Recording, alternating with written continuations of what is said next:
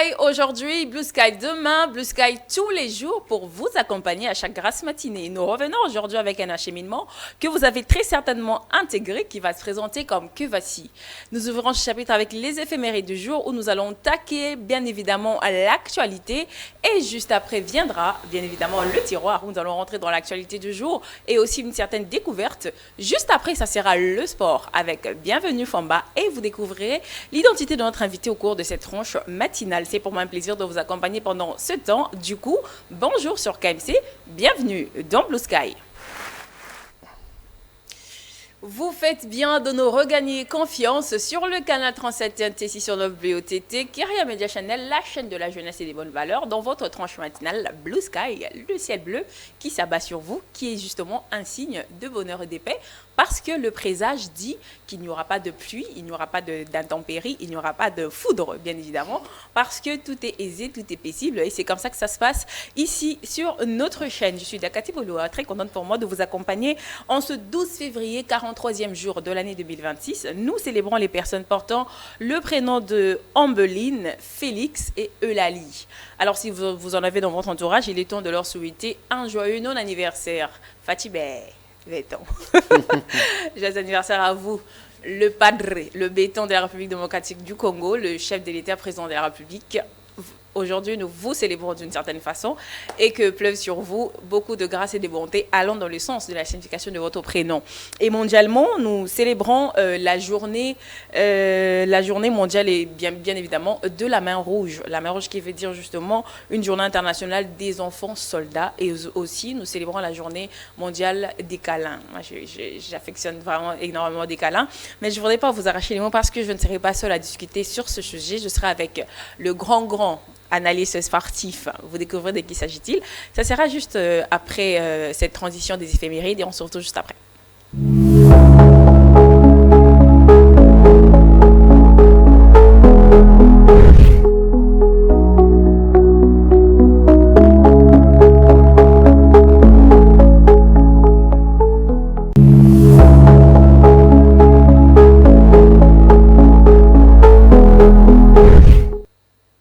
Comme je vous le disais, mesdames, messieurs, 12 février, nous avons un dicton, bien évidemment, qui dit « Au 12 février, soleil clair, encore 40 jours d'hiver ». Je vous ai dit à l'entame qu'il y a bon présage, il a plu hier, après la pluie, le beau temps.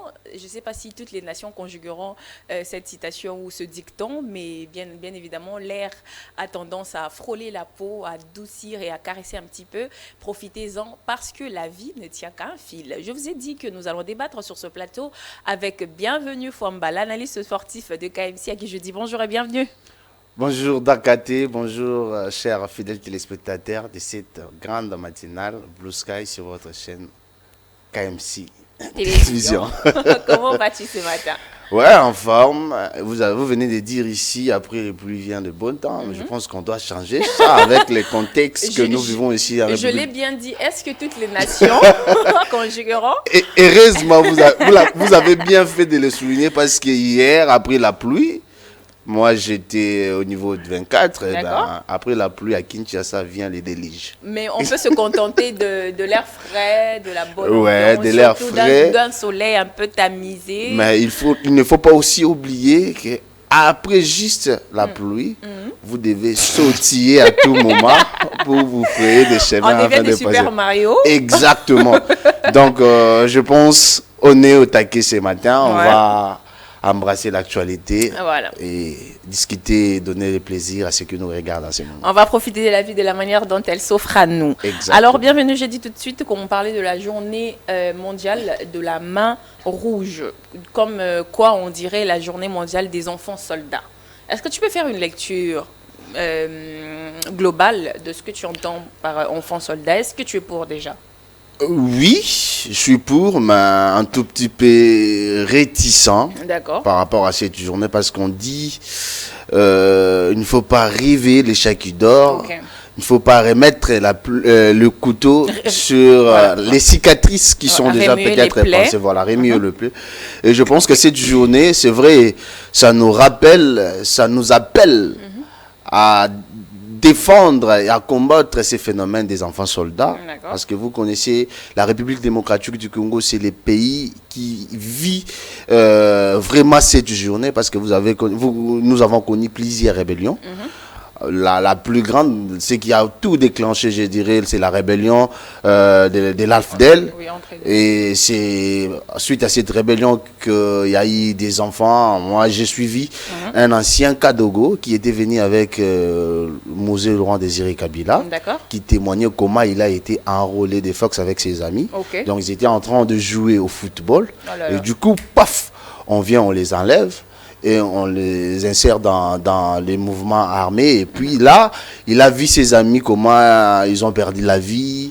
Ils n'ont même pas été enterrés. Donc tout ça, ça nous pousse à se poser des bonnes questions. Est-ce que nous devons continuer avec cet allié? Parce qu'aujourd'hui, la même situation se répète. Bien que ce n'est pas la même époque, bien que ce n'est pas à peu près, mais c'est la même situation. Aujourd'hui, la partie est de la République démocratique du Congo est sous la domination d'une rébellion que je ne tolérerai jamais, que je ne cesse de condamner. Donc nous devons éviter parce que ces genres de choses poussent les enfants à souffrir. Tout à fait. Les enfants à enrôler. Alors cette journée, pour répondre à votre question, moi je pense que ça nous pousse à réfléchir, à prendre des mécanismes, comment faire pour éviter cela. Et surtout, nous mettre devant un fait accompli, c'est-à-dire ces enfants qui sont enrôlés, qui sont devenus des soldats aujourd'hui, il y a une possibilité de leur redonner l'espoir, de les mettre dans de bonnes conditions, de les éviter, parce que cette journée a été créée par l'UNICEF, qui est l'organe qui gère les enfants à travers le monde. Je pense que parmi les objectifs de la création de cette journée, c'était faire la réinsertion, la réintégration et la protection des enfants. Parce que si on n'arrive pas à bien protéger les enfants, si on n'arrive pas à bien les sécuriser, les enfants se retrouveront dans des différents cas comme nous le disons maintenant. Donc moi je pense que c'est une journée qui nous pousse vraiment à réfléchir et surtout en tant que Congolais nous devons réfléchir parce que nous devons trouver la paix pour éviter tout ce qui se passe parce que lorsqu'il y a la guerre, afin que ces genres de situations ne se répètent pas dans la partie est de la République démocratique. Merci beaucoup, bienvenue. Fomba, nous allons prendre une vidéo illustrative justement où nous voyons un enfant qui se fait former pour tirer des balles. Une vidéo virale déjà sur les réseaux sociaux que nous avons essayé d'extraire pour vous et nous allons suivre, on se retrouve juste après.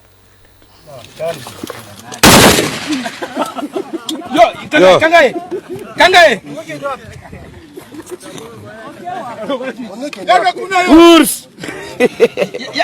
Ours! Ours méchant! Allez, Simba! Ours méchant!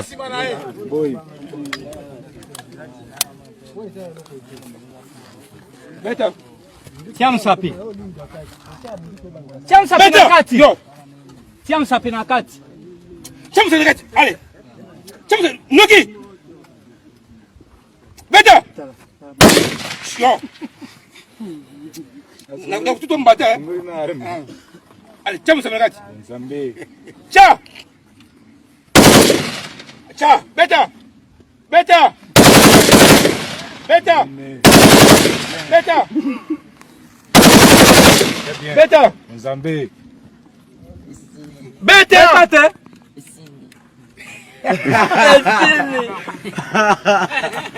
Nzambe. Aleni. Tata lungina ye. Ole la nini? Tala goto. Ole la nini? Tala goto yo. Nde yango isala sokani kobangela komoko. Yokani? Siko de lini.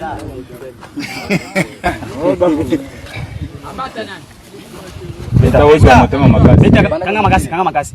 Kuti kanga otia futi. Kanga kakobanga loko te. Beta. Beta. Beta masasi. Beta yo. Beta. Tala liboso yo. Liboso yo. Ya. Masasi yo. Kasoza banga nini? Sio wana Beta masasi. Beta. Beta masasi. Beta. Beta. Beta masasi. Beta. Yo, beta masasi. Beta na cible wana. Beta na cible wana. Calculer na cible wana. Calculer na cible. Calculer la cible. Fongola mis au tala kuna. Ok. Concentré dans mon balle. Visez. Beta la cible. Beta les sous. Beta les sous. Tika. Alinga koye. Kana kibolole. Appliquer grise. Kuna boy. Comme nini? Bangi nini? Petit. Oyoki nini? Loba yo moko. Oyoki nini?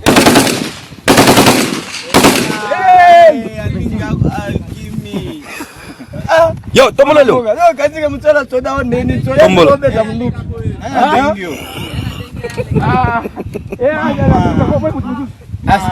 Oh mutasuka. Oye na yo na ndenge na yo. Waouh. Bienvenue Famba. Toi qui es d'accord avec cette pratique. Moi, ce que je lis de cette vidéo, c'est que je vois tout de suite un traumatisme. Comment je dis déjà, une partie de la vie qui vient d'être rompue. Et comme Jean Goubal le dirait si bien, au secours, parce qu'il n'y a pas de gens pourtant. Les aînés qui sont censés faire entendre, soit entendre ses enfants, sont ceux qui pensent qu'à cet âge-là, entre 10 ou 15 ans, l'enfant peut être capable de prendre les armes et d'affronter. Je ne sais pas trop dans quel contexte est-ce que toi tu es d'accord, et je voudrais vraiment, je suis très curieuse de vouloir t'entendre. Alors moi je pense que sur cette question. Ce que je disais tantôt, c'était par rapport à cette journée. D'accord. Vous savez, la base ou le sous-bassement de la création de cette journée, c'était éviter l'enrôlement des enfants par Fox. Là, c'est d'abord par Fox. Mais par contre, la vidéo que nous venons de voir, c'est une vidéo qui montre les enfants qui ont il n'y a accepté. Pas un sentiment délibéré, non. Voilà. Non, il n'y a pas un qui ont accepté délibéré. Parce que qui ont accepté par eux-mêmes. Il n'y a pas un sentiment délibéré dans ce que nous venons de voir maintenant. Il n'y a pas un sentiment délibéré. Il n'y a pas un sentiment délibéré. Non, ça arrive. Ce que je vois, c'est que on a imposé à certains jeunes de mettre des tenues et d'aller faire des formations en tir. Et voilà, simplement en fait. Moi, je ne vois pas une personne délibérément se ramener à l'armée et fuir ou pleurer ou vomir. Non, les réalités ne sont pas les mêmes. Peut-être pour ces jeunes, ils pensaient aller faire l'armée. C'était toute autre réalité. Arrivé sur place, vous devez vous habituer avec les sons des larmes, les sons des balles. Et peut-être tout ça, ça l'a effrayé. C'est vrai, on comprend. Mais vous avez entendu, ce sont des encadreurs qui apprennent à ces jeunes de tirer. Et ça, c'est une formation militaire. Ouais. Moi, je pense que cette vidéo... Tu maintiens ta position. Je maintiens ma position. Je pense que cette vidéo, ça prouve à suffisance que les enfants ont accepté par eux-mêmes de rejoindre l'armée, mais arrivés sur le lieu de formation, ils ont découvert une autre réalité. Là, mais ce que nous devons condamner, ou ce que nous condamnons tous, c'est l'enrôlement par Fox. Parce que l'armée régulière de la République démocratique du Congo, les FARDC, n'enrôlent personne sans son consentement. Tu seras d'accord en tant que père que ton enfant se fasse, ou soit s'inscrive pour EFO, par exemple, à cet âge-là? Info, oui, mais... cette école ou cette académie militaire a une tranche d'âge. D'abord, on recrute. Voilà, dans ce contexte-ci. Dans ce contexte, là, il faut se poser la question, est-ce que l'enfant qui a voulu aller faire de l'armée, c'était sa vocation ou c'était par sentiment? Parce qu'on peut aussi s'inscrire par sentiment, par l'influence des autres, oui. En RDC, la majorité commence par 18 ans. Et le consentement entre 0 et 17 ans est aboli de la dernière énergie. Le parent a droit sur son enfant entre 0 et 17 ans. À 18 ans, l'enfant peut délibérément prendre ses décisions. Sinon, si tu me disais qu'un enfant de 15 ans se décide de se marier, c'est son choix, il choisit et puis il va se marier. Non. Un enfant, on appelle enfant celui qui varie entre 0 et 17 ans. C'est un enfant qui n'a pas de consentement et son consentement n'est pas pris en compte. Là, vous prenez les facteurs âge. Mais voilà, dans la vidéo, là, je n'ai pas précisé l'âge de l'enfant. Non, vous voyez, mais chacun sa morphologie. Chacun sa morphologie. Tu peux avoir une morphologie des jeunes de 18 ans, alors que tu en as 30. Non, je vous jure, chacun a sa morphologie. Moi, je pense que nulle part dans la vidéo, on a mentionné l'âge de l'enfant. Oui, mais ça se voit. Donc, non, nulle part. Moi, je ne compte pas sur le physique. Ok. C'est comme donner ou taxer la tribu d'une personne par rapport à son nom. Moi, je suis contre tout ça. Okay. Parce qu'aujourd'hui, on se marie d'une tribu à une autre. Donc, je peux porter le nom Luba, mais je ne suis pas Luba. Okay. Je peux porter le nom du Bandundu, mais je ne suis pas un de cette province. Donc, voilà, moi, je pense que d'écrire l'âge de la personne par rapport au physique, c'est un faux débat, je ne le fais pas. D'accord, je te le concède, bien que je sais que tu vas faire fouillant.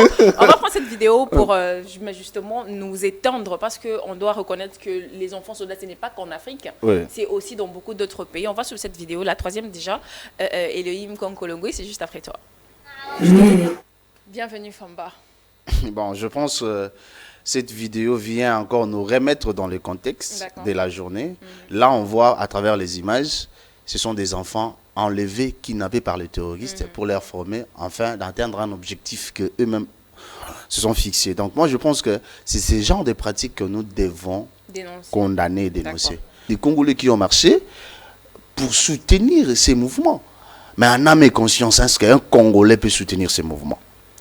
C'était pour nous montrer que non, voilà, et aussi sont d'accord avec cette situation, alors que ce n'était pas le cas. On sait que c'est une manipulation, c'est une façon de montrer que non, voilà, cette partie, les gens, la population veut que nous restions et tout qu'on sort. Et c'est pareil, lorsque vous voyez les frères, les parents collaborer en public, moi je pense que c'est parce qu'ils sont menacés en off. Et ils ne viendront pas vous le dire parce qu'ils sont menacés. Des fois, s'ils acceptent peut-être de dire la vérité, ils risquent de mourir, ils risquent de périr ou d'exterminer. Surtout, n'oubliez pas, souvent ce sont les terroristes qui, leur manière de faire ne plaise pas à tout le monde. Donc voilà, je pense que nous devons condamner cela et nous devons faire en sorte que les enfants sont faits pour avoir la vie normale comme tout le monde. Moi, j'ai été enfant, aujourd'hui, je suis un grand, je travaille. Et ces enfants aussi ont droit à tout ça. Ils ont droit à la vie, ils ont droit de bénéficier de tous les bénéfices que la vie leur donne. Donc, voilà. Voilà, en quelque sorte, nous devons condamner. Et je pense que cette journée doit nous faire réfléchir à tout moment, peu importe la race, peu importe la couleur. Ça, c'est très important. Cette journée devrait nous faire réfléchir, qu'importe la race ou la couleur. C'est ce qui met fin à cette étape, ou soit à l'éphéméride de ce jour. Mais nous allons vite fait frôler avec le deuxième éphéméride ou la deuxième éphéméride. Bienvenue.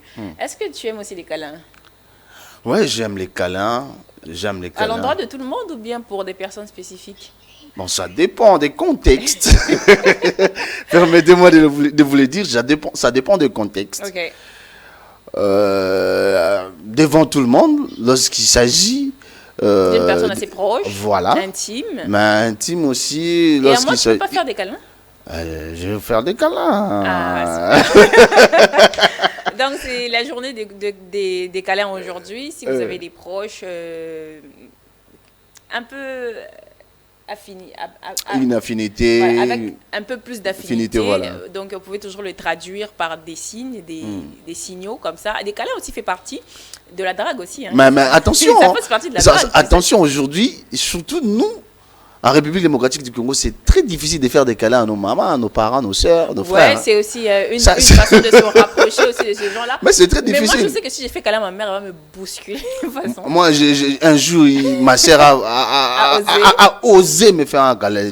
La façon dont j'ai sursauté, je voulais la tabasser. Tu t'es dit, elle est devenue folle celle-ci. Qu'est-ce qu'elle a fait? Mais oui, mais c'est une très bonne culture. Moi, je pense que nous devons nous habituer à se faire des câlins. Oui, c'est une manière aussi que ça part de l'habitude, mais je pense que tu ne feras pas la même chose avec tes enfants. Bon, je pense que moi, je vais apprendre à mes enfants à faire des câlins. C'est le plus important parce que moi, si j'allais faire le câlin à ma mère va me demander mais qu'est-ce qui se passe? Elle a vu quoi cette fille? Elle va se poser d'abord des questions, mais tu as quoi? Qu'est-ce que tu as? Donc voilà, c'est une journée où nous pouvons toujours instaurer des petits trucs comme ça, nous rapprocher des personnes qui sont supposées être proches de nous. Ça renforce encore beaucoup d'affinités. Tu prends juste quelqu'un dans tes bras, tu lui dis j'espère que tu vas bien. Si ça va pas, ça va aller, que Dieu te protège, le garde. Si c'est une personne assez intime, tu lui dis que tu l'aimes beaucoup, mais elles font des câlins. C'est quand même quelque chose, des accolades comme ça. Tu vois comme on dit entre parenthèses, ça, tout ce qui est à l'intérieur là. Si à l'intérieur, ça ne concerne pas ce qui est dehors. C'est à l'intérieur. Donc voilà, nous allons mettre fin à cette rubrique Les éphémérides.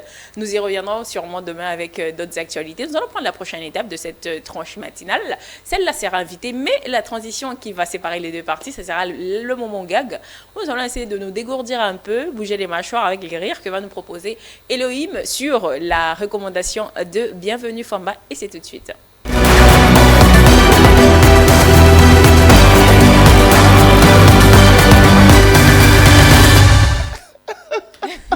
Bienvenue Famba, t'es malade, franchement. Espérons que, supposons que la RDC avait un président comme ça, à qui nous disons chef de l'État, avec tout ce qui se passe, quel mécanisme mettez-vous en place pour décompter la situation? Il dit, ma propre femme, la maîtriser. Comment pensez-vous que j'arriverai à maîtriser une population qui contient plus de 4 Non, c'est vrai, c'est de l'humour, mais bouche à boire est intéressant. Il a le tact, en fait. Il est intéressant parce que ce que je peux retenir comme leçon dans son discours, bien sûr, il a dit au début, on lui a posé la question par la dame, la jeunesse de votre pays est au chômage. Que comptez-vous faire pour pallier à cette situation? Il a dit, je vais rien faire pour eux. Parce que moi, si j'étais chômeur, je suis devenu président. Donc, c'est à eux aussi de se débrouiller pour devenir président. Non, franchement, j'ai tiré. Il faut être très déterminé dans la vie. C'est la leçon morale de cette vidéo. Très déterminé, il faut se battre dans la vie. J'espère que cela a rencontré aussi vos attentes. Vous avez été dégourdis et surtout satisfaits de cette vidéo. Tirez-en des leçons parce que c'est comme ça. Il n'y aura personne qui sera derrière vous pour occasionner votre élévation. Vous êtes votre propre booster. Alors, mesdames et messieurs, comme je vous ai dit, nous allons prendre le moment invité. Il est déjà là sur ce plateau. Il s'appelle Samuel Mukuna Tenda. Il est écrivain poète à qui je dis bonjour et bienvenue. Bonjour. Comment allez-vous? Ça va très bien. Sûr? Oui, oui. Alors, quelle nouvelle? Je suis venu sur ce plateau. En tout cas, je suis très heureux d'être là. Et surtout, je suis venu vous présenter l'une de mes œuvres qui a été déjà mise en place sur l'une de plateformes de streaming. En fait. D'accord, ok, super. Alors, nous allons te garder là avec nous. Mais tout de suite, je me retourne vers Bienvenue. Est-ce que tu sais qu'on va parler d'une superbe femme aujourd'hui? Superbe femme? Ouais, d'une superbe femme d'un coin de la République. Je ne suis pas au courant, peut-être.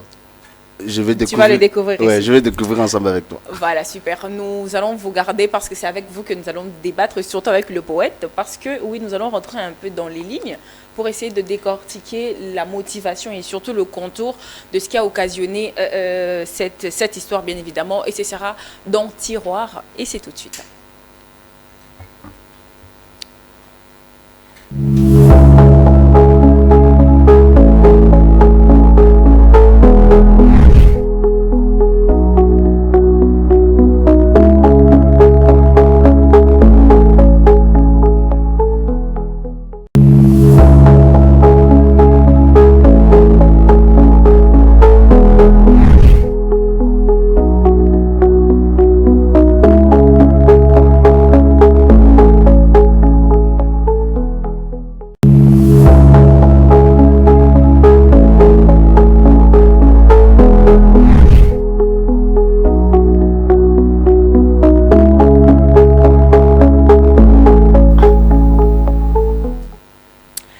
Alors, comme je vous ai dit, mesdames et messieurs, nous allons prendre la deuxième étape de cette tranche matinale. Il s'agit là de Tiroir, où nous allons parler d'une subliminale femme. Il s'agit là de Kayinga Chiamba. Nous allons raconter son histoire. Nous allons parler en connivence avec la régie. Elohim Konkolongo, que je salue en direct, qui est toujours là, apte, Magina Maboko. J'espère que tu vas nous accompagner avec les images d'illustration, parce que nous allons parler de Chiamba, qui est cette jeune fille vierge enterrée, vivante, pour sceller la paix entre deux villages. Le territoire, bien évidemment, de Ngandanjika. Est-ce que beaucoup prennent pour une simple statue et en réalité une mémoire plantée dans la terre, territoire de Ngandanjika? Il y a très longtemps, deux villages de ces territoires vivaient une guerre sans fin. Bakwamulumba et Benampiana. Le sang coulait, la haine grandissait. Personne ne gagnait, tout le monde souffrait. Alors, les anciens ont pris une décision que cette génération aurait du mal à comprendre. Ils ont choisi une jeune fille vierge, innocente, pure. Son nom était Chiamba, ni coupable, ni responsable du conflit. Mais elle est devenue le prix de la paix entre Bakwamulumba et Benampiana.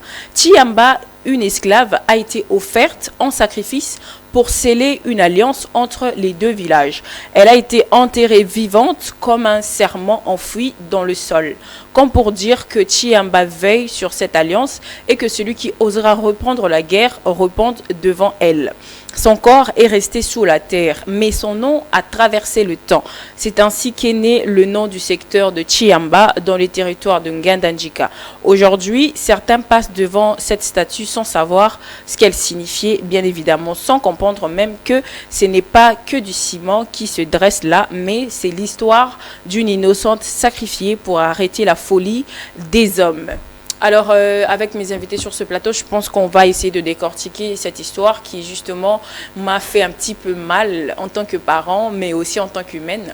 Parce que s'il fallait que je prenne place de cette fille, je ne sais pas ce que j'aurais fait, mais s'il fallait que je me mette à la place des parents de cette fille ou des proches de cette fille, je ne sais pas ce que ça aurait donné. Mais je vais commencer tout de suite par le poète. Mukuna, tout de suite je me dis, entre les lignes, quand vous écrivez des histoires, est-ce que ça vous arrive de faire face à ce genre d'histoire, justement, où vous avez des inspirations comme ça, qui touchent un petit peu les histoires de nos villages ou de nos territoires? Bien sûr que oui, nous sommes souvent inspirés de tout, surtout moi je m'inspire de tout. De tout et de rien, et n'importe quoi. Moi je dis, pas de n'importe quoi en fait. Okay. Parce que moi je dis que le mot, donc chaque mot a son histoire. D'accord. Ensemble, ils peuvent nous rencontrer une vie. Ok. Donc en fait, c'est ça. Et ça m'arrive souvent d'écrire souvent sur la poésie de notre pays, surtout l'histoire dans l'Est. Dans mon œuvre, L'âme d'un cœur, il y a aussi une histoire qui parle de l'Est du pays. Ok. Alors, si tu faisais peut-être face à une imagination allant dans ce sens où une jeune fille innocente, pure, devait être sacrifiée pour justement sceller les liens entre deux villages qui se battaient et que finalement, elle serait morte en fait. Toute sa vie se serait arrêtée là. Quel angle prendrais-tu pour que ça ne lèse pas des gens? Je n'ai pas compris la question, s'il vous plaît. Dans cette histoire que je viens de lire, par exemple, il y a une fille qui a été sacrifiée pour que les guerres entre deux villages cessent. Elle n'a pas demandé de mourir, elle n'a même pas demandé de venir au monde. Toi, en tant qu'écrivain, tu prendras la place des personnes, des sacrificateurs, de la fille ou des parents de la fille? Je prendrai la place de la fille. Comment est-ce que tu t'expliquerais justement pour justifier ou pour défendre cette cause? Je prendrai la place de la fille dans le sacrifice. D'accord. J'écrivrai plus la douleur de la fille. Ok. Sur la douleur, donc en fait, en regardant l'image, il y avait l'image qu'on a montrée, où on montrait en fait de larmes de sang. Donc cette image parle déjà beaucoup. D'accord. Donc ce sont les cris, c'est non-dit. Donc je me baserai plus sur le non-dit, sur ce qu'elle ressentait. Étant vierge, étant fille, elle ne pouvait pas décider de sa vie elle-même en fait. Je me baserai sur le plan de son cœur. Ouais. J'entrerai plus en profondeur de l'histoire. Je prendrai plus son histoire à elle. Super. Bienvenue toi en tant que parent dans ce genre de situation. D'abord, la vie est sacrée. Là, en tant qu'humain, la vie est sacrée. Nul n'est censé prendre la vie d'une personne pour calmer des guéguerres, des adultes, voilà, des personnes conscientes. Voilà. Donc moi je pense que au-delà de la vie humaine, on peut trouver des solutions qui peuvent apaiser les hommes. Alors prendre la vie d'une personne, moi je pense que ce sont le genre de rituel qu'il faut condamner parce que nous sommes au 21e siècle. Ça ne se passe pas, mais pour elle... Il y a quelqu'un qui a dit que Dieu a donné son fils. Donc, Dieu est Dieu. Au grand mot, les grands remèdes. Dieu est Dieu. Mais nous ne sommes pas des dieux. C'est vrai, bibliquement parlant, nous sommes de petits dieux. Oui, mais que nous devons aussi faire comme lui. Donc, non, pas comme lui. C'est-à-dire, en tant que parent, je ne peux pas donner ma fille en sacrifice pour protéger ou éviter un calvaire dans mon village. Mais en tant que sacrificateur ou en tant que Igwe. tu peux quand même trouver une vierge dans les villages parce que tu sais que cette fille-là va être le pont entre les deux villages qui est en train de s'entretuer et va apporter le calme. Ça se faisait dans l'ancien temps, ça se faisait. Peut-être que ça se fait toujours dans nos villages, on ne sait jamais. Ouais, peut-être, oui. Ça se faisait, mais c'est comme l'excision. Ok. C'est comme l'excision, la pratique d'excision. Donc, ce sont des pratiques que je trouve diaboliques et inhumaines. D'où il faut éviter à tout prix. Mais je pense que ça dépend d'une culture à une autre, ça dépend d'un village à un autre. Parce que si c'est que vous trouvez mauvais dans votre village, peut-être sous d'autres cieux, ça passe. Okay. Alors moi, je pense qu'en tant qu'humain, nous devons réfléchir en tant qu'humain que chacun a le droit à la vie, a droit à la vie. Okay. Chacun mérite de vivre. Alors on ne peut pas ôter la vie comme ça parce qu'on veut apaiser, calmer. Si j'étais Igwe, c'est vrai, ça sera peut-être une décision difficile à prendre, mais je vais voir s'il y a d'autres assises où la situation pourrait être réglée. Non, tu penses qu'il n'a pas réfléchi pour dire est-ce qu'il n'y a pas d'autres alternatives? Non, moi, finalement, il tombe dans, réfléchir, je ne sais pas, mais moi je pense que dans ces genres de situations, souvent au niveau de village, on réfléchit toujours avec comment dirais-je, avec des pensées spirituelles. D'accord. Surtout avec des pensées spirituelles. Parce que des bases, nos villages, c'est d'abord la coutume. Et la coutume, elle est spirituelle. La tradition, elle est spirituelle. Alors, on essaye d'abord de trouver des solutions dans cette portée-là, de ce côté-là, vers la portée spirituelle. Mais réfléchir comme ça, trouver des alternatives, moi, je ne pense pas. Mais en tant que parent, en tant que Igwe, je n'accepterai jamais de donner ma fille en sacrifice pour... Au moins, je pourrais me donner moi, parce que je sous-entends que j'ai fait ma vie. Impur. On en a rien à foutre de toi. D'Adam jusqu'à Ève, s'il te plaît, Bivax n'aurait dit plus ça sur ce plateau. Je me retourne tout de suite vers Samuel Mokuna. Tu as une bonne nouvelle à nous annoncer aujourd'hui. Comme je l'ai dit, tu es écrivain poète. Très vraisemblablement que dans tes temps morts, il y a toujours des idées qui pondent comme ça. Et toi, tu les mets à l'écrit et tu traduis aussi peut-être ton mal-être ainsi. Peut-être que ton vécu, ton entourage, tout ce que tu observes. Et de par ton premier ouvrage que tu vas citer de par toi-même, est-ce que déjà tu peux nous dire l'idée globale et où est-ce que tu as tiré de l'inspiration? D'accord. En fait, l'idée globale, en fait, c'est reflété déjà par le titre. Les larmes d'un cœur. Les larmes d'un cœur. Les larmes d'un cœur, ok. D'accord. Et en fait, les larmes d'un cœur, étant les larmes d'un cœur, connaissant les larmes, en fait, nous connaissons plusieurs larmes. Nous avons les larmes de joie, de tristesse, on pleure pour tout et pour rien. Ouais. Et toutes ces larmes, j'ai voulu en fait les dévoiler. Surtout celles qu'on ne dit pas. C'est qu'il est au plus profond de nous. C'est en fait ça l'idée basique de mon livre. Et d'où est venue l'inspiration? L'inspiration m'est venue en fait du tout. Je me suis inspiré de larmes, comme je vous l'ai dit. Donc, de quoi spécifiquement? On doit bien évidemment partir de quelque part. De quelque part, d'accord. De ton expérience personnelle? Évidemment. Et de quoi particulièrement? Particulièrement, j'ai été en fait, disons, de ma condition physique, j'ai été quelqu'un qui était souvent marginalisé par les amis. Quand tu parles de conditions physiques, tu fais allusion à quoi? Peut-être qu'on est devant la caméra, les gens ne se rendent peut-être pas compte. Et je pense que ça aussi, ça peut rentrer dans la promotion de ce que tu vends comme ouvrage, parce qu'on se dit, il est l'expérience, le prototype idéal de ce qu'il écrit dans ses livres. Du coup, ça peut inciter aussi les gens à venir. Ok. En fait, je suis bossu. D'accord. Bossu. Étant bossu, et je ne peux pas en fait faire comme tout le monde. Donc je ne suis pas assez sportif, pas assez endurant sur le plan physique. Donc ce que j'ai, c'est mon cerveau. Tout à fait. Ma tête et mes mots. Donc c'est grâce à ça que j'arrive à exprimer mes sentiments, à montrer ce qui est du monde en fait. Et quand j'écris mon monde. Mon monde, mes expériences et ceux des autres. Ok.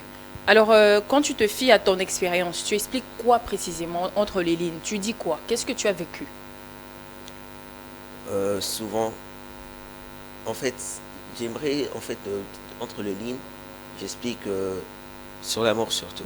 Parce qu'on ne peut pas partir donc, dans le monde, même si on pleure de la joie, ou de peine ou de souffrance, il y a toujours l'amour qui est tout autour. Donc, je me base sur l'amour. L'amour que j'ai pour mes proches, l'amour que j'ai pour mes amis, malgré que la plupart ne m'aiment pas comme tel. Voilà. Donc, je me base sur l'amour. Les larmes du cœur, ça en dit long. On a l'impression que tu n'as pas besoin tout de suite de t'ouvrir et que c'est peut-être ta condition qui a fait en sorte que tu sois un petit peu casanier. C'est normal d'ailleurs, on ne te le reproche pas. Mais moi, je voudrais en fait que, parce que tu as besoin de vendre quelque chose ou soit inciter les gens à approcher, à observer ton domaine, moi, je voudrais vraiment que tu exposes exactement entre comme moi, par exemple, si je te parle de mon handicap, moi je bégaye par exemple. À l'école, on me ramenait de la braise. Comme lui, il croise les doigts comme ça, par exemple, tu vois ce genre de truc. Moi, ça fait partie de mon monde, de mon entourage. Et aujourd'hui, je n'ai pas peur d'en parler parce que j'ai fait face à ça tout de suite et j'ai surmonté. Dans ton cas, par exemple, moi, je ne comprendrai pas ça tout de suite parce que je ne vis pas avec toi, soit je ne vis pas avec des personnes qui sont dans le même contexte que toi. Et j'ai besoin de comprendre exactement pour que je sois motivée à acheter ton livre ou à venir lire ton livre. Mais que ce que toi-même tu dois dire, c'est que peut-être que tu nous montres que tu n'es pas encore passé à notre cap. Essaye vraiment de nous expliquer exactement ce qui s'est passé peut-être à la maison, dans la famille, dans ton milieu scolaire, par rapport à ce que toi tu écris dans ton livre. Parce qu'en te parlant, moi je te connais parce que je sais... Et moi, je puis comprendre quelque chose. Je sens dans sa façon de parler, c'est... quelqu'un qui a subi des humiliations. Voilà, exactement. C'est quelqu'un qui a souffert intérieurement de moquerie des autres et qui en a pris comme une arme. Voilà. Et qui s'est dit, je dois maintenant prendre ça comme le moteur, la source de motivation pour faire quelque chose dans la vie. Moi, je pense que les bémols se trouvent au niveau de l'explication de ce qui était votre état d'esprit face à tout ce que vous avez pu subir. Donc moi je pense que vous devez montrer ou vous devez expliquer quel a été votre état d'esprit au moment où vous subissez ce genre de choses et comment vous vous êtes arrivé à surmonter et à faire de cela votre point fort. Je pense que ça c'est vraiment une question très pertinente. Oui. D'accord. Comment j'ai réussi à surmonter En fait, surmonter ça, Oui, avant de surmonter, bien sûr, l'état d'esprit en ce moment, quand tu étais dedans, quand tu vivais dans cet environnement de préjugés, des stéréotypes, ton état d'esprit était comment? Est-ce que tu en parlais à quelqu'un? Est-ce qu'il y avait la famille qui t'accompagnait? Oui, il y avait la famille. Ok. Il y a surtout ma mère qui est toujours là pour moi. Et elle a été toujours là pour moi, donc elle m'a soutenu. Elle me disait toujours que je ne suis pas fort physiquement. Donc, le seul moyen pour moi, c'est d'aller à l'école et d'essayer de travailler sur mon cerveau. Nous vous saluons Maman Do, vous nous suivez. En tout cas, c'est elle qui m'a beaucoup soutenu. Et que je salue au passage.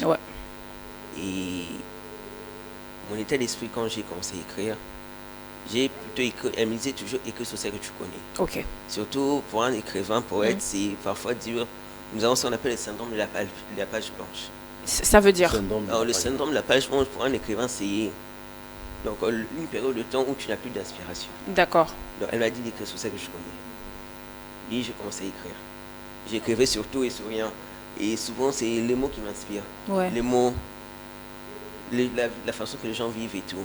Donc, j'ai réussi à écrire et j'ai mis en place ces recueils de poèmes. Parce que je peux pas, je ne me vois pas dans une seule catégorie d'histoire. Donc, je préfère avoir un recueil de poèmes où je mélange toutes sortes d'histoires et où les gens se retrouvent en fait. Et je sais que je ne suis pas le seul ici à Kinshasa et dans toutes les écoles qui subissent ces genres d'humiliation. Donc, j'ai voulu être en fait le miroir, la lumière de ces non-dits. Comme la voix des sans-voix. La voix des sans-voix en fait.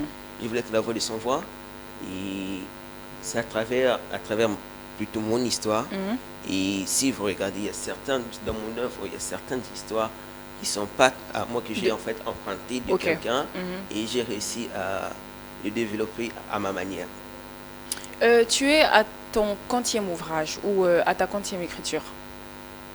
C'est le premier. Le tout premier officiel. Mais avant, tu griffonnais un petit peu des choses et tout. Et comment ça se passe toi-même quand tu es renfermé dans ta chambre? Tu ressasses ce qui s'est passé ou ton environnement? Comment ça se passe envers toi-même, ton toi intérieur? Moi intérieur, en fait, je ressasse beaucoup. En fait, c'est ce qui m'inspire. D'accord. C'est en réfléchissant, en entrant en moi-même, en cherchant la vérité qui est en moi. Donc, je prends tout ce que j'ai vécu. Tu reproches quelque chose au monde? À Dieu? Non. Aux parents? Aux parents? Tu accuses quelqu'un? J'accuse personne. D'accord. Mais plutôt, je me pose juste des questions. Pourquoi? En fait, je me demande pourquoi les gens, pourquoi en fait, pourquoi toi, pourquoi moi, pourquoi cette situation, pourquoi cette situation en fait, pourquoi ça c'est normal, pourquoi les gens se disent que il est comme ça, comme il a ce problème, on doit se comporter comme ça. Donc en fait, il y a des préjugés sur déjà dès que les gens ont vu mon physique, sans pourtant prendre le contexte de mon intelligence ou bien du reste de ton savoir, savoir en fait. Et moi, je voudrais comprendre, puisque moi, je me rappelle qu'il était élève dans l'école où moi, j'étais secrétaire. Et je le voyais de très loin. Et je me rappelais que tu as exposé un poème une fois, qui a touché tout le monde. Et moi, j'en avais eu des larmes. Et c'est là que j'ai calculé son image dans ma tête. Mais je n'avais pas tout de suite de contact avec toi dans ton milieu scolaire, dans la classe, par exemple. Comment ça s'est passé depuis que tu as commencé? Peut-être la première jusqu'à ce que tu en finisses. Pour l'instant, je n'ai pas encore fini. Je suis finaliste cette année. Et ce n'est que cette année, en fait, ça change. En fait, c'est dès que j'ai fait ce poème que vous dites, ce jour-là, que les gens ont changé la façon de me voir. De te voir. Je suis en fait un certain incompris, un marginal. Donc, les gens me voient bizarre. Ils se disent, plonge toujours dans ses livres, plonge toujours dans ses écrits, toujours seul de son coin. Et en fait, je me suis renfermé parce que je ne me sentais pas à l'aise avec normal. les gens. Et c'est ça, c'est juste ça en fait qui a fait. Moi, d'un côté, moi, j'ai vraiment une question. Je pense que ton histoire me rappelle beaucoup de personnes que je connais dans ma vie qui ont vécu presque la même chose. Si je peux aller un peu plus loin, je dirais, aujourd'hui, j'avais un ami albinos. Vous savez, dans le milieu où on a grandi, il y a eu toujours des pics qui venaient de nos amis. Moi, personnellement, à l'école, on m'est taquiné, parfois on m'est comparé à des gens. On a vécu ce genre de choses toute la vie. Alors si nous, le valide, nous avons pu être exposés à ce genre de choses, à combien plus forte raison ceux qui sont... Des handicaps visibles. Voilà. Donc moi je pense que ce que Samuel vient de dire, c'est vraiment réel. Et je crois bien, il a bien fait parce que on sent qu'il est intelligent. Très intelligent. On sent qu'il est intelligent. Et je pense que ça doit servir. Et je ne sais pas si c'est pour lui-même, mais ce qu'il est en train de faire, peut-être, il ne sait pas encore, mais il sera la référence pour plusieurs, les repères pour plusieurs. Alors moi, j'aimerais te demander une seule chose. Comment toi-même tu t'es défini? Parce qu'au-delà de ce que les hommes, au-delà de ce que l'entourage peuvent dire de toi, toi-même, comment tu te voyais, comment tu t'es définissais? Est-ce que tu te mettais dans le lot de gens qui te disaient que non, tu n'es pas apte, tu peux rien faire, tu ne vaux rien, parce que tu as un handicap physique? En fait, étant moi-même, je sais ce que je vaux. Ok. En fait, je sais ce que je vaux. Je suis quelqu'un d'intelligent, quelqu'un de serviable et comme tout le monde, quelqu'un d'amoureux. Okay. En fait, aimer, c'est une passion pour moi. J'aime tout. Tout et rien. Et c'est ce qui forge en fait mon caractère. Cet amour. Même si, au-delà de la souffrance, au-delà des mépris, j'aime toujours ces gens-là. Malgré tout ça. Ok. Donc, toi, tu te situes plus amoureux, même de personnes qui t'oppressent. Exactement. Tu es sûr? Oui. Mais nous savons plus que moi. Je me rappelle que moi, je rentrais à la maison, je pleurais. Ouais. Seigneur, tu penses que je ne peux pas parler en public? Pourquoi ces gens-là me repoussent? Pourquoi ceci? Pourquoi cela? C'est normal. Ouais. Ça arrive. Tu ne vas pas me dire que tu vas tout encaisser. Non. Il y a quand même des fois, tu vas être d'accord avec moi qu'il y a quand même des fois où tu t'enfermes. Tu dis que j'aurais pu être comme cette personne-là. Si au moins j'étais comme cette personne-là, j'aurais pu faire ceci. Tu ne penses pas que ça t'est arrivé de te questionner sur ton état? En fait, ce cap, tout le monde l'a passé. Ok. Ce cap, tout le monde l'a passé. Et en fait, le seul moyen de surmonter ça, c'est d'avoir confiance en soi. D'accord, de s'accepter. De s'accepter. Ok. Donc, c'est dès que je me suis accepté que tout, en fait, a basculé. Ok. Tout a basculé. Super. Et ça, c'est important. J'ai donné une certaine assurance à moi-même et à mes écrits. D'accord. Je vais te poser une question comme ça qui me vient tout de suite. Hein. Ça ne pouvait pas manquer cette question. Ton expérience amoureuse. Expérience amoureuse. Ouais. Avec des filles, comment ça se passe? Pour l'instant, je n'ai pas encore débuté dans ce monde. Depuis que tu es né jusqu'à aujourd'hui? Non, je n'ai pas débuté dans ce monde. Il y a un frein, il y a quelque chose qui bloque où tu te dis qu'elles vont me juger, elles ne vont pas vouloir, j'ai pas assez d'argent ou soit j'ai pas la carrure. C'est pas un problème de carrure. D'accord. C'est plutôt un problème sur le stade émotionnel. D'accord. Tu penses que tu n'es pas guéri toi-même? Je ne suis pas encore guéri moi-même pour pouvoir donner mon cœur à n'importe qui. D'accord. Et surtout, aujourd'hui, le monde vit une réalité où, en fait, l'amour est plus basé sur des préjugés. Ok. Sur la carrure, sur le porte-monnaie. Ce que diront les gens. Ce que diront les gens. En fait, surtout les porte-monnaies sérieux. Ouais. En tout cas, non, pas toujours. Non, ça c'est la réalité. C'est la réalité. Je pense que sur ce point-là, il a raison. Il a raison quand même. Moi, je suis une femme, je sais de quoi aussi. Non, il a raison. Moi, tu es une femme, tu es mariée. Oui. Mais tu n'es pas célibataire. Non, mais quand j'étais célibataire. Nous qui sommes jusqu'à présent célibataires, nous connaissons. Vous rencontrez les mauvaises personnes en fait. En vrai, il y a des bonnes personnes. Tu peux poursuivre. En fait, tu sais que c'est surtout basé sur ce qu'on a en fait. Okay. Et je ne suis pas prêt à m'engager dans ce genre de relation tant que je ne suis pas encore stable émotionnellement. Super, c'est une bonne décision, mais je voudrais que ça ne traîne pas longtemps. Je sais qu'il y a une belle personne quelque part qui sera là pour toi. Et je pense aussi qu'il y a quand même une recommandation que je voudrais te faire avant que tu nous parles de ton livre, qui est bien évidemment en ligne, c'est ça, non? Oui. Peut-être que tu vas éviter de prendre des choses au premier degré.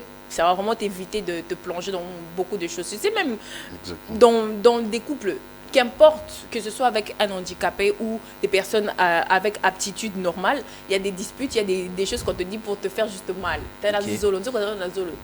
C'est normal, ça arrive.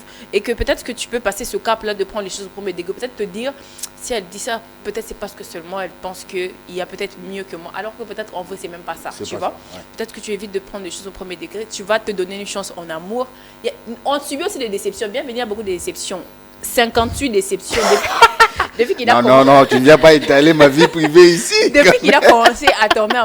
On est tous, personne n'est à l'abri de la déception. Mais je pense que quand même que tu as raison, comme quoi, il faut que tu guérisses d'abord toi-même pour que tu ne sois pas un fardeau pour l'autre, que tu sois d'abord sûr de toi. Et ça, c'est une très belle décision. Mais je voudrais vraiment que ça ne traîne pas longtemps parce que j'espère et je crois fermement qu'il y a quelqu'un quelque part qui sera le cœur de Samuel. Alors, Samuel, on va prendre les larmes d'un cœur. Mais le livre est en dur et sur papier, c'est qui ton lecteur, c'est quand la sortie, est-ce qu'il est déjà en vente, ça coûte combien, est-ce qu'on peut avoir des détails qui l'a préfacé surtout. Bien évidemment. En fait, les larmes d'un cœur, c'est pas sur papier déjà. D'accord. Et c'est sur une plateforme de streaming, Wattpad. Dis-le bien. Wattpad. Et tu peux appeler? WATTPAD. Ok. W-A-T-T-B-A-D. Non, W-A-T-T-B-A-D. P. P-A-D. Ok. Wattpad. Ok. Et en fait, c'est là que j'ai, en fait, c'est l'éditeur en ligne. Donc, l'application est gratuite. Ah, d'accord. Et tellement que le milieu littéraire est saturé ces derniers temps. Ouais. Et surtout, l'IA commence déjà à nous détrôner, nous, les écrivains. Ouais. Donc, c'est vraiment saturé pour nous d'écrire. Wow. Et là, le Congo aussi ne nous permet pas de se développer autant qu'on le veut. Donc, j'ai décidé de le mettre là, sur Wattpad. Vous pouvez le voir. C'est fait par Tendai. Donc, en fait, mon nom d'écrivain, c'est Tendai. Tendai. Tendai. Et les larmes d'un cœur. D'accord. Est-ce que c'est payant? Non, pour Non, c'est l'instant. pas payant. Pour l'instant, c'est pas payant. C'est pas payant. Est-ce que tu espères qu'un jour, tu pourrais peut-être le mettre sur un livre, un truc comme ça? Oui, j'espère le mettre sur un livre, mais selon ce que je vois, les larmes d'un cœur, si vous regardez le titre sur l'application de streaming, je l'ai écrit avec 3 points à la fin. Pour dire que... Il y a une suite. Il y a une suite. En ok. fait, les larmes continuent. On connaît les larmes de la naissance jusqu'à la mort. D'accord. Donc, en fait, j'aimerais bien que cette suite continue jusqu'à la fin. D'accord. Et c'est Ok. pourquoi, avec l'application, j'ai une possibilité de mettre chaque fin de semaine une mise à jour. Ah, d'accord. Donc, chaque fin de semaine, je crois que, avec la séance avec Dieu, je crois que je pourrai publier encore Ok. un chapitre ou D'accord. chaque fin de semaine. C'est combien de pages? Pour l'instant, j'ai 20 pages. C'est une première partie, c'est ça? Oui, c'est une première partie. Ok. Première partie. Alors, retrouvez les larmes d'un cœur sur l'application de streaming Wattpad. Le nom de l'auteur, c'est Tendai. Alors, mesdames, messieurs, c'est une façon pour nous de soutenir l'œuvre humaine, bien que pas autant parfaite que ça, mais une œuvre qui traduit le sentiment, la sensation tout de suite d'un vécu et d'une expérience. Et pour des personnes qui veulent bien évidemment soutenir Tendai, je pense que le numéro bas de l'écran est propice. Il va aussi donner ses coordonnées pour le contacter, les éditeurs, les lecteurs et surtout les maisons d'édition qui veulent promouvoir ces genres d'œuvres. Je pense que l'auteur est sur ce plateau et vous aurez toujours des coordonnées. Si vous ne pouvez pas passer par lui, vous pouvez passer par la chaîne. Nous allons vous orienter. Et en parlant de ça, ça me vient en tête. Tu peux déjà passer des coordonnées, des numéros de toi où nous pouvons te joindre directement. D'accord. Pour ceux qui veulent me joindre, en fait, mon numéro de téléphone est le 099 46 72 978. 99 46 72 78. 978. L'écrivain est Tendai. Je te garde avec moi. J'aimerais glisser un mot, un tout ouais, petit peu, justement. à Samuel, à Tendai. J'aimerais vous dire que vous êtes très intelligent. Voilà. Merci. Vous êtes très intelligent. Et ce que je peux vous conseiller, n'arrêtez jamais. Voilà. D'accord. Moi, dans ma vie, je marche avec les principes n'arrivez jamais. C'est-à-dire, même si je me fixe un objectif Et que je et que je l'atteins, l'atteins, je ne suis toujours pour pas moi, arrivé. je ne suis toujours pas arrivé. Exactement. Exact. Alors, j'aimerais aussi vous le conseiller. N'arrivez Ok. jamais, vous êtes très intelligent et je pense que vous ferez des exploits. Ah, et vous merci. serez la Oui. référence. Merci. Ça, c'est des beaux Donc, mots. Ce qui met fin, bien évidemment, à ce moment invité. Mais nous les gardons avec nous parce que Bivasson parle de l'actualité sportive et c'est tout de suite dans Sport.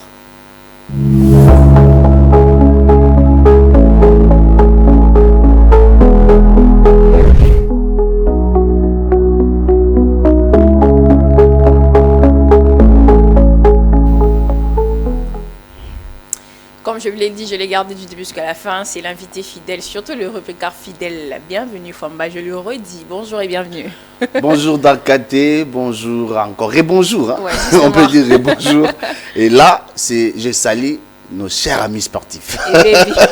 Et là, maintenant, je te mets dans la peau. Exactement. Donc, nos chers amis sportifs, Ok. on a 3 grands sujets d'actualité à ce qui concerne les sports en Ok. République démocratique du Congo. Comme vous savez, la semaine a été émaillotée par l'arrivée. Je sais déjà de quoi est-ce que tu vas en parler. Voilà, par l'arrivée Tony Yoka, c'est de ça? Tony Yoka. Voilà, par l'arrivée de Tony Yoka. Et vous avez vu comment l'Epic s'est lancé jure, Martin à temps et à Bakole, contre-temps oh, contre là, Martin c'était Bakole. Il y a des pics, il y a même Martin Bakole qui a répondu et à Tony Yoka. et à sa famille et à son père. Mais à la fin, il a quand même salué. Oui. A dit aussi. Pardon, je ne vais pas dire ça. Donc, Martin Bakole a répondu et à son père et à Tony Yoka. Mais ce que j'ai aimé à la fin, Martin Bakole a salué l'anniversaire de la grand-mère. De la grand-mère. Donc voilà. Non. Et Tony Yoka est à Kinshasa depuis quelques jours déjà, où il est en train de négocier un match revanche contre les boxeurs congolais. Martin Bakole. Un projet olympique aussi. Surtout un projet olympique. Ouais. Mais allant dans ce sens-là, Tony Yoka a visité les stades des Martyrs. D'ailleurs, il était chez le ministre des Sports Didier Boudi, mais pour le projet olympique. D'accord. Mais ce qui nous a intéressé, c'était les combats. Okay. Parce que ça fait plus de 50 ans que la RDC a organisé. Tony Yoka a dit Martin Bakole est connu grâce à lui. C'est ça, c'est là où tout est parti. Bon, moi aussi. Vas-y, donne ton avis. Donne ton avis. Moi, j'ai connu Martin Bakole après le combat avec Tony Yoka. Après le combat de Tony Yoka. Ouais, ça, je vais l'avouer. Ok. Donc, je ne sais pas pour vous, mais moi c'est vrai. Bon, moi, je vais te poser une toute petite question. Si c'est vrai que c'est toi qui poses des questions. Et si je n'arrive pas à répondre? Non, tu vas répondre. C'est une question simple. Avant Martin Bakole et Tony Yoka, Bakole avait déjà livré plus de 8 combats. D'accord. Professionnels, je dis bien professionnels. Bakole combattait déjà aux États-Unis. D'accord. Alors, Bakole et Tony Yoka ont combattu il y a quelques années antérieures. Et vous dites que vous n'avez pas connu Martin Bakole avant cela. Moi, je pense que c'est parce que tu t'intéressais pas à la boxe. Ça, c'est vrai. À la boxe. Oui, ça, c'est vrai. Et c'est le cas aussi pour tous les Congolais. Ouais, c'est-à-dire Bakole, c'était un boxeur. C'est comme on a découvert Makabu, non? Makabu a eu à combattre il y a longtemps, mais on l'a découvert à peine. Donc, c'est ce que nous dénonçons. Et Eliezer Kubanza aussi. Exactement. Tu dis Eliezer Kubanza, il y a beaucoup. Il y a plusieurs pugilistes qui font du bon travail, mais malheureusement, ils ne sont pas connus. Ça laisse... une politique autour de la boxe. Exact. Politique d'accompagnement. C'est ça qu'il faut mettre en place. Donc moi, je pense que ça interpelle directement le président de la Fédération congolaise de boxe, le général Ferdinand Yoyo, lui qui a été réélu pour un mandat de 4 ans. Je pense qu'il faut travailler sur ces côtés-là parce que les Congos regorgent des talents. Voilà. Les Congos mettre la lumière sur tous les embranchements. Exactement. Du sport. Les Congos regorgent des talents, peu importe la discipline, d'où il faut accompagner ces stars, accompagner ces jeunes sur tous les plans possibles. Donc j'étais en train de dire, nous avons pu marcher dans le riz de Kinshasa avec bien sûr les caméramans internationaux pour recueillir le sondage des Congolais face à ces combats, parce que c'est une demande pour Tony Yoka. Ok, donc il y a quand même des... Voilà, il y a eu des Congolais qui ont réagi, ceux qui sont pour que ce combat est lié au stade des Martyrs. Pour certains, ils ont dit ça va... Après Ali Foreman. Ouais, pour certains, ils ont dit que ça va encore renforcer, promouvoir la culture congolaise. On peut les écouter et puis revenir. Bien évidemment, on va prendre cet extrait. Si Elohim est d'accord avec nous. Et on se retrouve juste après. Ouais. En fait, pour l'image du pays et de la boxe dans le pays, je pense que ça serait quelque chose d'intéressant de voir un combat entre Martin Bakole et Tony Yoka, au regard de ce qui s'est passé dans les années antérieures avec Mohamed Ali et Foreman. Ça serait quelque chose d'intéressant pour la culture et pour le sport dans le pays. Je suis pour ce combat-là à Kinshasa. Tony Yoka aza mwana Congo, aza congolais. Martin Bakole pas aza mwana mboka. Donc ceux qui eza ke basengani komba babunda awa ngana osepela makasi.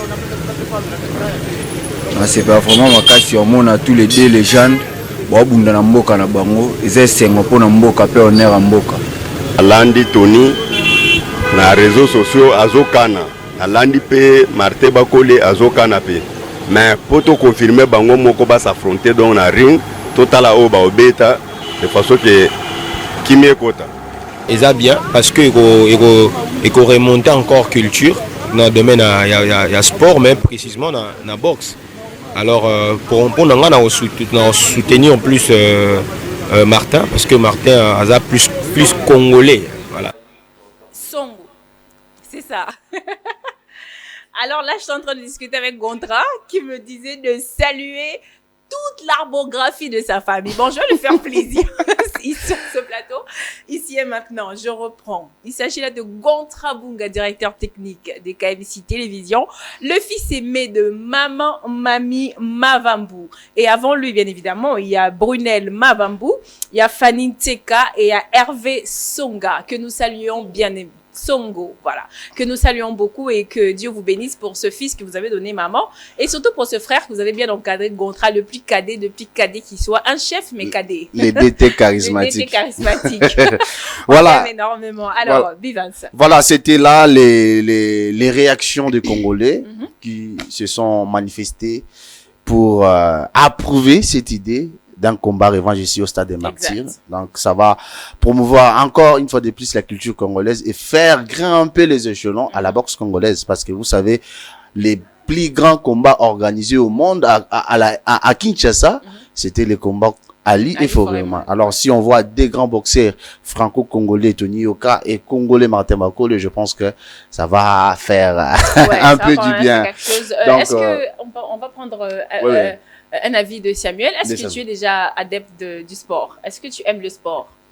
Oui, bien sûr. Est-ce que tu peux faire une lecture vite fait sur ce combat Martin Bakole et Tony Yoka, comme on ferait aujourd'hui Foreman Ali? Ça reste dans nos bouches et ça retentit comme ça. Encore, on va faire un deuxième combat au Stade de Martyrs encore. Donc, est-ce que tu peux faire une lecture déjà vite fait?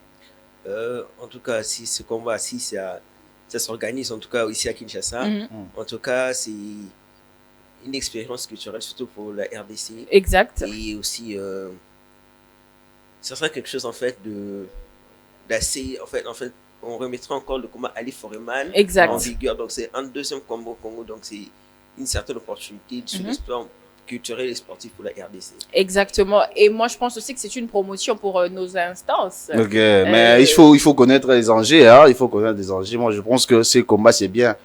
Ça va promouvoir encore une fois de plus la culture congolaise, mais ça sera beaucoup plus bénéfique pour Tony Yoka parce que Martin Bakole n'a rien à gagner. Parce que Martin Bakole l'a bâti, il faut qu'on se le dise. L'a déjà bâti. Alors, à ce moment, Martin Bakole cherche les combats du top 15, vu que il cherche la ceinture.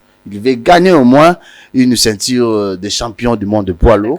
Alors, il cherche des combats avec des boxeurs allant de top 15 jusqu'au top 1, top 5. Donc voilà, je pense que pour Martin Bakole, ça ne va rien apporter, mais ça apportera quand même au public congolais, à la RDC, de l'engouement. Donc voilà, en deuxième position, nous allons parler de cette histoire qui jase après, voilà, après 8 mois. Les kamikazes de l'AC Simba de Kolwezi, ils ont gagné il y a 8 mois la coupe du président qu'on appelait la coupe du Congo. Alors, ça fait 8 mois depuis qu'ils ont gagné cette coupe, ils n'ont pas été payés. Ils n'ont pas été payés. Alors, ils demandent au ministre des Sports, Didier Boudimou, voilà, c'est les communiqués sur leur page officielle de Facebook. Il demande au ministre des Sports, Didier Boudimou, de respecter les noms du président de la République en leur payant leur cagnotte. Bah donc, oui. Ce n'est pas les payer, c'est manquer du respect au président. Donc, voilà, c'est une réalité bizarre. Ça, c'est ce qu'on déplore parce que souvent, il y a des joueurs qui sont impayés. Il n'y a pas seulement de joueurs, il y a des sportifs qui parfois représentent la RDC, qui parfois font leur travail, mais n'arrivent pas à être rémunérés normalement comme il se doit. Donc moi je pense que c'est une interpellation pour le ministre des Sports d'arranger ces secteurs-là, parce que ce n'est pas seulement, là c'est Maniema Union, il y a Nouvelle Vie Bomoko qui... il y a Nouvelle Vie Bomoko, il y a F Mweka, il y a MK Intensité qui était deuxième, qui devrait au moins toucher $150,000, mais qui jusqu'à présent il n'y a rien. Donc moi je pense que cela va arriver. Je sais que c'est peut-être une petite négligence à l'équipe du ministre des Sports, parce que je n'annonce pas toute la charge, toute la responsabilité au ministère des Sports, au ministre des Sports, pardon. mais peut-être c'est une petite négligence parce qu'on ne connaît pas les rouages, comment l'argent sort. Exact. Et le ministre des Sports doit aussi écrire au ministre des Finances pour peut-être faire sortir l'argent. Et je pense que toutes ces tractations peuvent prendre du temps. Voilà. Et peut-être aussi jusqu'aujourd'hui, ils ne sont pas payés ou c'était Cagnotte n'est pas payé. C'est peut-être à cause de cela, parce qu'on vient aussi de voir une situation similaire avec les athlètes qui ont pris part aux Jeux africains scolaires en Algérie l'année dernière. Ils venaient d'être payés par les ministères des Sports au comité olympique. Donc moi, je pense que cette situation ne fait pas vraiment la beauté de notre football et ne nous honore pas. Et aussi au ministre de prendre rapidement ses responsabilités. Alors pour chuter, on va revenir sur la préparation des éliminatoires de la Coupe d'Afrique des Nations I-17. Comme vous le savez, la RDC se prépare parce que cette éliminatoire sera organisée ici en République démocratique du Congo. Ça concerne la zone Afrique, la zone INIFAC, c'est-à-dire la zone centre, zone 4. C'est-à-dire qu'on sera ici, la Centrafrique, la République du Congo, d'en face, la République du Congo, c'est-à-dire le Congo-Brazzaville qu'on a l'habitude de dire. Donc, nous serons ici pour disputer ce tournoi et ce tournoi va permettre à la RDC de pouvoir se qualifier pour la Coupe d'Afrique des Nations I-17, c'est-à-dire moins de 17 ans. Alors, l'entraîneur se prépare, il peaufine sa préparation, il affite les armes de ce joueur. Alors, il a parlé et il a donné les bilans de son effectif et surtout, il a peint l'objectif de son staff. On va l'écouter et puis on revient pour jeter. Super. Après le travail de présélection, on a réussi à sélectionner 40 joueurs pour passer au test de IREM. Et de là où on a perdu quelques joueurs à cause après le test de IREM. Donc voilà, nous sommes là avec l'effectif de 24 joueurs. On pourra solliciter, donc 18 joueurs, on pourra solliciter peut-être l'expertise de l'extérieur pour compléter la liste. On arrive à 25 pour la compétition. Donc on est en pleine préparation, donc avec le groupe de 18 joueurs. Nous avons des séances spécifiques à donner aux enfants avant la compétition et de leur inculquer la mentalité et l'esprit de la compétition pour atteindre notre objectif. Donc la prochaine, c'est faire des matchs amicaux pour essayer de voir qui pourra être titularisé dans chaque poste. Donc c'est l'objectif, c'est jouer pour la qualification. Donc c'est ça, jouer pour la qualification, gagner la coupe. C'est comme si ça se joue chez nous. Donc impérativement, on doit faire les résultats pour aller à la CAN en 2026. Ok. Voilà, donc tu seras là au stade? Je crois. Toi, tu n'aimes pas les léopards. Si, ce sont les léopardos. Si, j'aime. Mais seulement, j'ai très peur de l'engouement qu'il y a autour des matchs. Il faut aller de temps en temps au stade des Martyrs. J'aime l'ambiance. Okay. Et surtout cette année, je t'ai dit, tu vas beaucoup m'accompagner au stade, au gymnase. Surtout, bientôt la Lipobakin va débuter. Hein. Exact. Non, mais là, sont des gymnases jumelés. Oui, un peu. Tu aimes les baskets, hein? Un peu. Ah, voilà. On y sera bienvenue. Okay. J'espère que prochainement, tu nous reviendras avec ce que sera pour les barrages pour la Coupe du Monde. Mais c'est déjà pour le mois de mars, non? Le mois de mars, mais oui, bientôt là, on aura la liste, c'est-à-dire le rassemblement, parce que Sébastien Desabre va donner la liste d'ici. D'ici là, donc, on reviendra avec la liste pour essayer un peu de voir qui sont, qui seront là, oui, ça va revenir, qui seront là, qui seront des retours et qui seront pour la première fois sélectionnés dans cette équipe nationale surtout. Yohan, Zongako. Oui, ça, on a besoin de toi. Alors, ce qui met fin justement à cette tranche matinale, merci à toi, Bivens, d'être passé sur ce plateau. C'est toujours un plaisir de passer du temps avec toi chaque jeudi parce que tu nous tiens du début jusqu'à la fin et surtout avec beaucoup plus d'arguments. Et ça, moi, j'aime énormément. Samuel Tendai, ton mot de fin, justement, pour nous attirer vers le stream de ton livre. En fait, c'est ça que je dirais que je conseille aux gens de venir lire mon livre. Je n'ai rien d'autre à dire. En tout cas, l'essentiel est de venir lire mes mots qui sont devenir une histoire, de venir lire, de venir découvrir qui je suis au fond, de donner une chance aux écrivains congolais. Exact. Et surtout à la culture congolaise littéraire. Voilà. Donner une chance aux écrivains, mais surtout à la culture littéraire congolaise, c'est ce qui met fin à cette tranche matinale. C'est vraiment un plaisir de vous avoir accompagné pendant ce temps. Vous êtes scotché sur le canal 37 Intersection 9 BOTT, Kyria Media Channel, la chaîne de la jeunesse et des bonnes valeurs, dans sa tranche matinale la plus suivie et surtout la plus temps et pampée. Blue Sky, le ciel bleu qui s'abat sur vous. C'est vraiment un plaisir. Comme je vous ai dit, je vous retrouve prochainement avec le même plaisir, la même heure, surtout sur la même chaîne. Quant à moi, je vous dis ciao, ciao, bye bye.